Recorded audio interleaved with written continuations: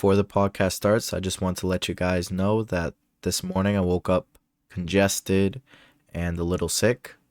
So that's why in the audio of the podcast I might sound more congested and nasally. But just wanted to let you guys know that. Other than that, I hope you guys enjoy. Hey guys, welcome back to another episode of my podcast. So today's topic, I wanted to talk about comprehensible input. Comprehensible input in the world of language learning and my experience, what I think about it, my opinion, how to use it, practical examples if you're learning English, for example, which you probably are if you're listening to this podcast. But yeah, let's get right into it. What is comprehensible input? So, I would say that comprehensible input is one of the most effective science-based ways to learn a language. It means exposing yourself to English, for example, that's just a little bit above your level, but still easy to follow thanks to the context, visuals, or the way the speaker is speaking. So if they're speaking slow and clear, you can understand what they're speaking, what they're saying through their speech.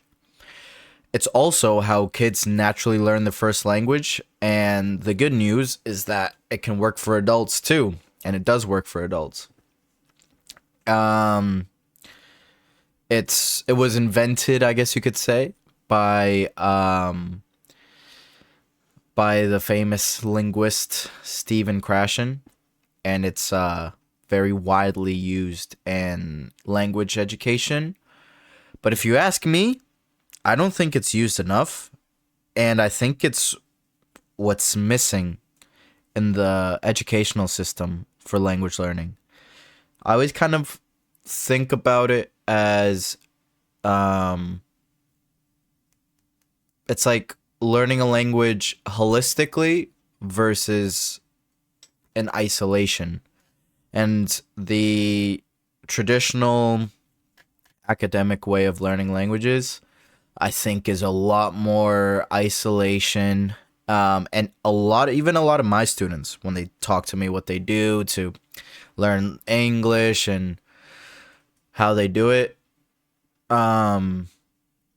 it's a lot of kind of isolation techniques. And my students who have the best level in English and the ones who really progress the fastest usually are the ones who have more holistic way of looking at it and more and they also you also learn more slang, you sound more native, all these great things that you get that really brings your level of whatever said language you want to learn to a next level.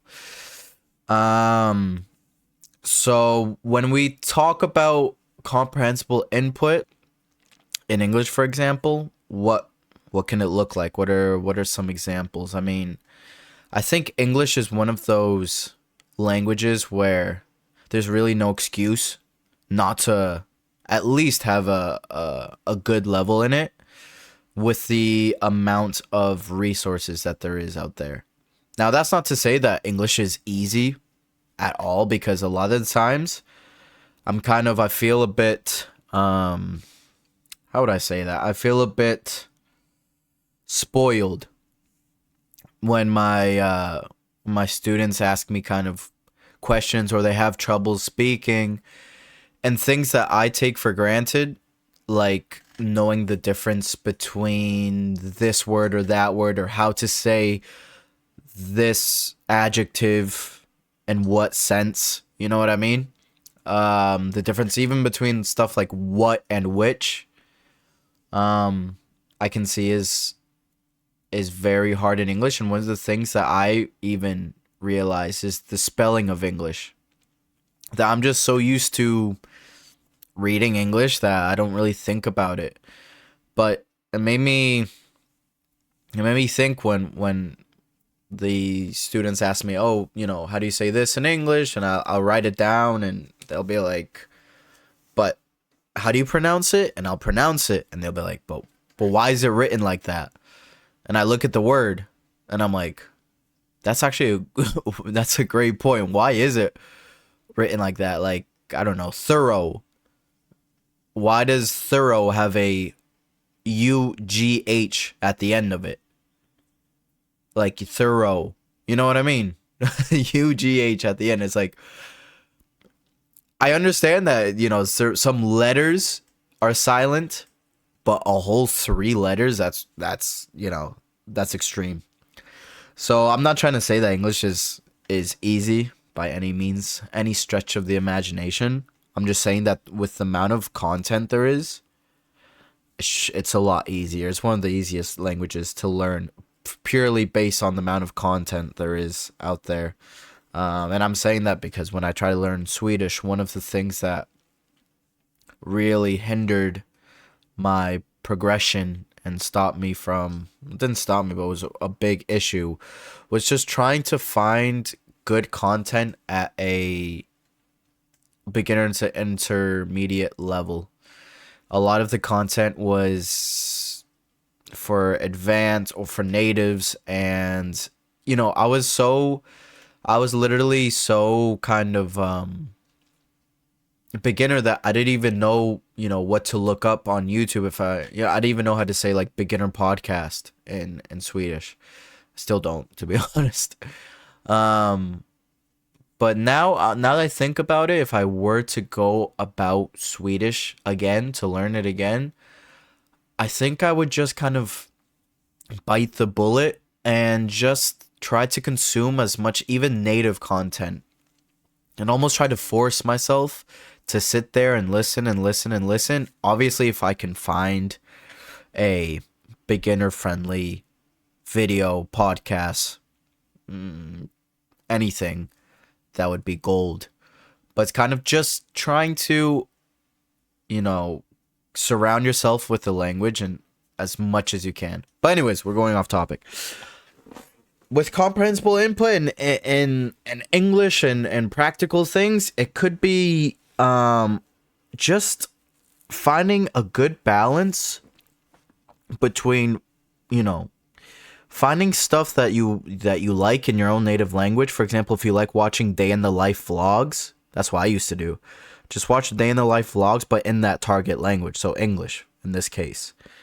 And why is that good? It's because, or let's say, I don't know, you look up, okay, Minecraft video, like the video game.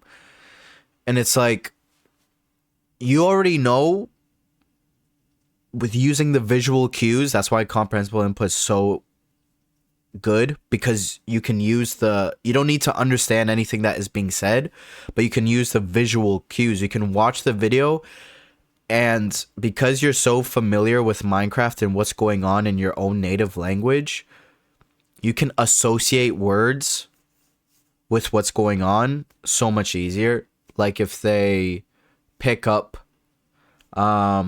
wood, or if they start cutting down trees, and they say, oh, I have three kind of blocks of wood or whatever, you kind of hear that, and it just kind of clicks in your brain. Oh, wood means X, Y, X in my language. 3 means 3 in my language. That's why it's so good. It's literally so good, because you don't have to understand anything in order to understand what the person is trying to say. And it's entertaining too, so it's kind of sustainable, that you're not forcing yourself to watch like a boring documentary like, oh my god, they used to do that in school for these. It's like learning a new language in itself is already frustrating enough, but having to watch uninteresting content in a new language is just a recipe for disaster. because it's like I wouldn't even watch that video in my own native language, let alone in a foreign language. And I think there's something. There's probably there definitely is a like in a neuroscientific like link between the interest of the subject, like the interest of the person watching the video, that I know when I'm watching something that is provokes emotion out of me, if that emotion is good or bad in a foreign language, my brain automatically tries even harder to understand what is being said. And I'm really into the content, and I'm really trying to, and you understand and you learn words better and more faster, because for example, if you have a trigger word in your native language, I guarantee you that learning that trigger word in the foreign language, you're going to learn it immediately, because your brain is already wired to feel an emotion, to look out for that word in general, and in both contexts, in any context. So your brain is going to catch up on that word in any language. I don't know if this is a real thing. I should probably look it up right now, but whatever. I think I don't know if it was a study, an old study, where it showed that, they were studying memorization, and I think it was like I don't want to say 1800s or something, but just, hearing and looking at this, the methodology of the study is pretty cruel, but I think it was on kids, and it was like memorizing something, and there was a river, and what they did was they asked one group of kids to memorize X, Y, or Z without any stimulus, just right, just to memorize it. And then the other group, they would, I don't remember exactly, but they would do the same thing to memorize X, Y, and Z, but then put the head of the kid in the river and not try to drown them, but but the kids would feel like they're drowning and have a bad time and have like a triggering experience. So, and they found out that the kids who were kind of the kids that their head was dumped into the water while trying to memorize and being told to memorize X, Y, and Z, memorized X, Y, and Z better than the kids that had no stimulus. That just goes to show that if you are the environment of what you're learning, and the content of what you're learning, it comes back to what I was trying to say, that if you're more engaged in the content, then I think by nature you will pick up on things a lot better. So that's another huge tip that I have, that just find what you would watch in your target language anyways, and or in your native language anyways, and do that in your target language, which in this case would be English. That's what I do. And it's really fun when I'm learning other languages, because you learn about the same thing that you would watch anyways in your own native language, but you learn from it from a different perspective, from a different kind of point of view in life. Oh, that sounded more deep than it really is. But I don't know how to describe it, but it's like you learn. For example, I guess I like airplanes. I don't have like a dying passion for it, but recently I've been getting into like World War II dogfights. And dogfights is basically the airplanes in World War II, and they would, like, the Japanese versus the Americans versus the Germans, etc., etc. And, just watching the same thing in Spanish or Portuguese or Swedish or whatever language you're trying to learn, or English in this case, and you kind of like, I feel like you learn more in a foreign language because your brain kind of is more engaged and trying to listen more and trying to understand more of what's being said versus in your native language. Sometimes you can kind of go on autopilot, um just like the planes, but you can go into autopilot and just kind of cruise through it and not really be as engaged. So that's another advantage I think about doing things and watching things that you would already watch in your native language and English. Um yeah, I think for comprehensible input, YouTube is golden. I'm not a huge fan, to be honest, I'm not a huge fan of Netflix watching series, especially movies. I'm not a huge fan of, I think movies are really low on the tier list, on the ranking of tools to learn new languages. Especially I don't know, maybe it's just English, but you just there's a lot of lines and sayings that they say in movies that are first explicitly for movies.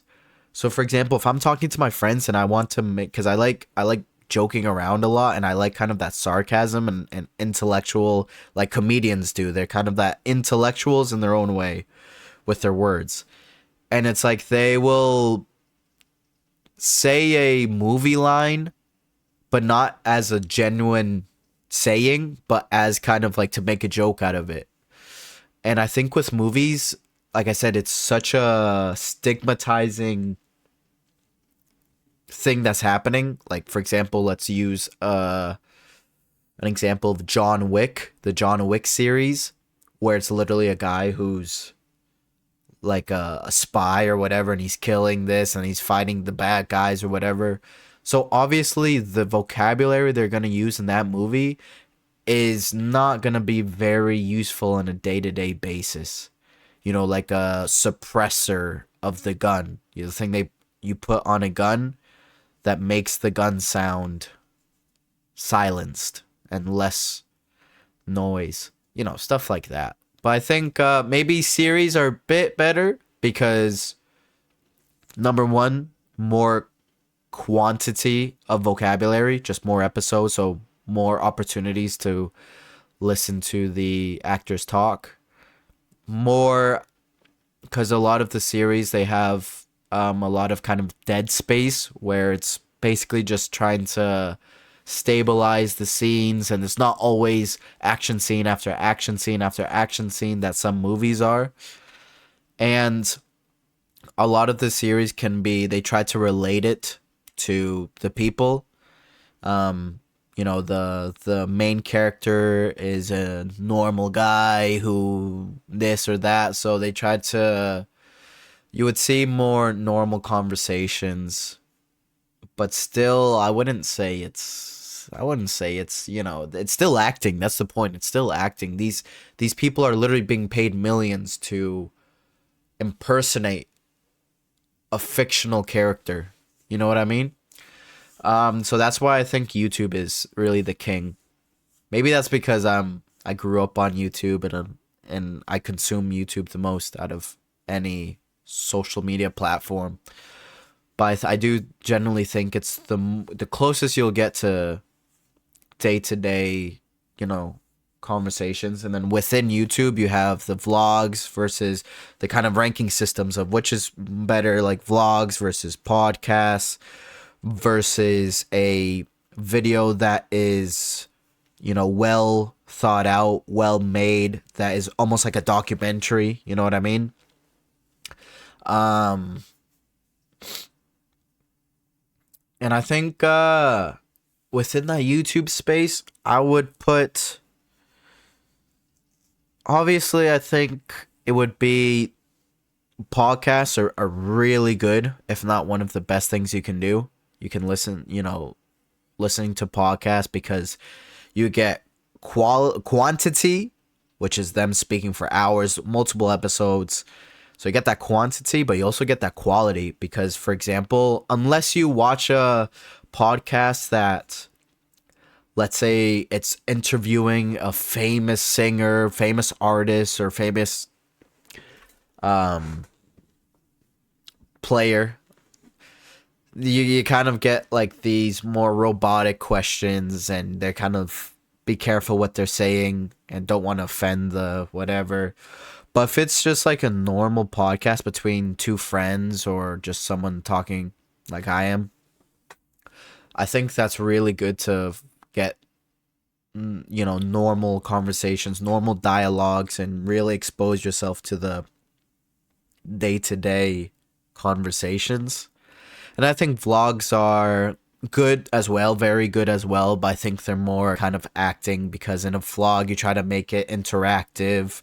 You're talking to a camera, you're talking to your audience. You're not kind of talking to somebody else that it just happens to be recorded like in a podcast. Um but yeah, and then obviously reading books is one of the best, just literature. When I say literature, I don't mean like the scientific literature or like in the school system literature. Just reading books in general, I think is one of the best. It has some nuances because you won't get day-to-day conversations. But it is a good way of improving your technical skills. When I say technical skills, I mean your more advanced vocabulary.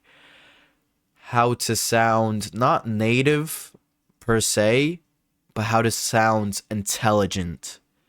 How to be more, there's a word in English. Intelligible. Don't quote me.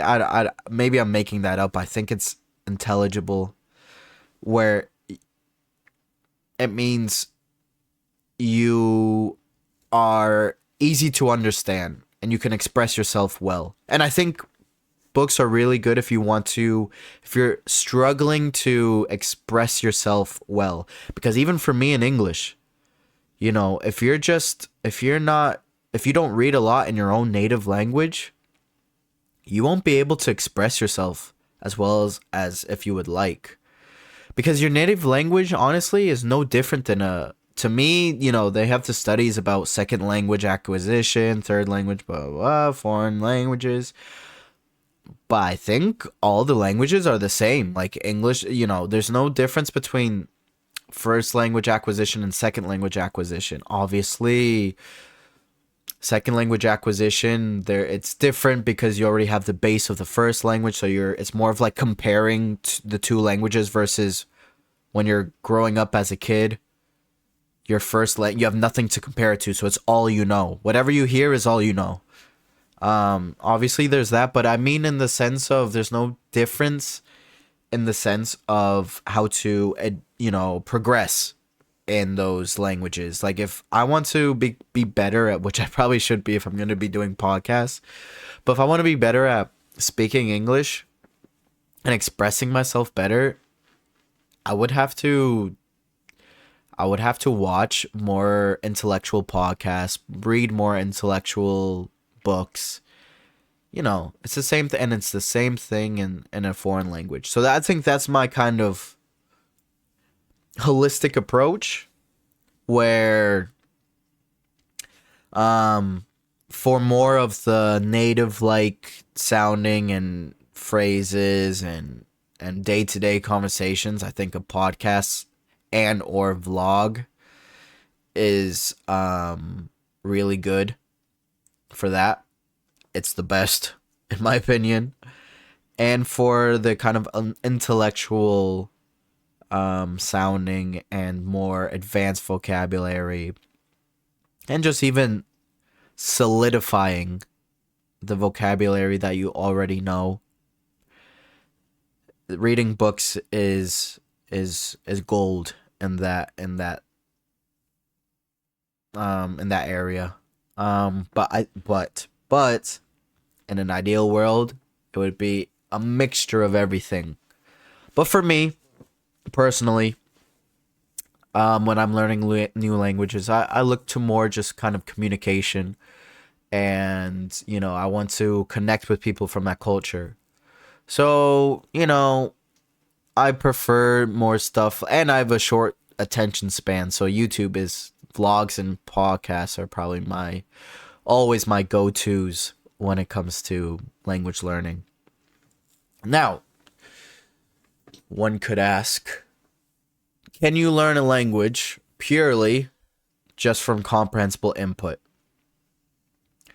You know, maybe this is a bit controversial. I don't think it is, but I see a lot of people on YouTube or when they do podcasts, they kind of, to be safe, they like to say, oh, maybe, they're basically trying to say all you need is comprehensible input, but they don't want to offend people and say, you know, you can use it, but everything is valid, flashcards or whatever, but the majority should be comprehensible input.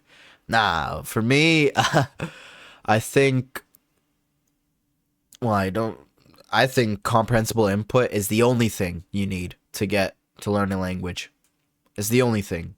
It's the only thing that if you talk to a kid who's 8 years old, yeah, sometimes they won't be able to have a conversation about rocket science.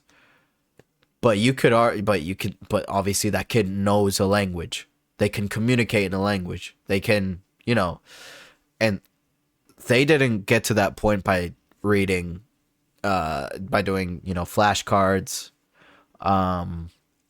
or the normal system. Obviously they did in school, but that's maybe 1% of their progression. Now, I'm just throwing numbers out there. But I'm just trying to say, but and then you have people who are homeless. Well, I don't want to generalize, who are not even homeless, but people who didn't really get a good amount of schooling growing up, and they're completely fluent, native in English, for example. And they a lot of them maybe are not, and it's not maybe, a lot of them are not good at reading. There's even influencers out there that a lot of their memes in English, like YouTubers and streamers, that it's kind of like someone will send a message in, or they'll read something from the internet out loud, and their reading is awful, and they're mispronouncing words, and they're this and they're that, but they're completely fluent in the language. You know what I mean? So, and that all comes from comprehensible input. It all comes from comprehensible input. So yeah, to me the short answer is yes. You can completely, and you should completely learn a language through comprehensible input. Does that mean that you can't use flashcards or tests, exams, whatever? Obviously not. If you want to, be my guest. But I'm personally, that's not my style. I like more holistic. And it's a bit ironic because in life in general, I'm probably more isolation. I like learning stuff, like taking something. I'm not a big fan of this kind of the holistic movement, but in this area in life, linguistics, I think the holistic point of view is the best. But yeah, that's just my opinion. What do you guys think? Sorry about that. What do you guys think? Let me know in the comments. Also let me know any other topics you want me to talk about. Yeah. I know that some of the things I probably said in this podcast were a bit advanced, or you didn't completely understand, and I think that is completely normal. I think that's good, because these podcasts that I'm trying to make here are more freestyle or more natural, and I think that it's for people who already have a good base. You don't even need a good base, but just to get, some natural vocabulary and natural input, comprehensible input in. And so yeah, in the future, I'll be talking about anything, to be honest. At first, I was thinking of doing this podcast to be purely for English learners, but now I'm thinking I don't know, I just like talking. You know what I mean? So I think I'm just gonna do this, talk about everything and everything that I like, and and hopefully, if you from the beginning, if you're an English learner, it will be gold, because that's how I learn. For example, Portuguese, and watch a podcast. I don't look up. I used to, but now I think I've changed my ways. Where I used to look up more podcasts dedicated for Portuguese learners. Now I just look up more native material and kind of rely on just getting massive amounts of input through native material and trusting my brain that over not days, not weeks, not even months, but years, to make sense of what's being said and whatnot, and like holistic. Not only do that, but obviously on the side, but it's a minority, the minority amount of work to yeah, on the side here and there, get some more appropriately up the appropriate level of language, for example Portuguese in my case. But yeah, hope you enjoyed it. Leave a like, subscribe, and I'll see you in the next episode. Bye.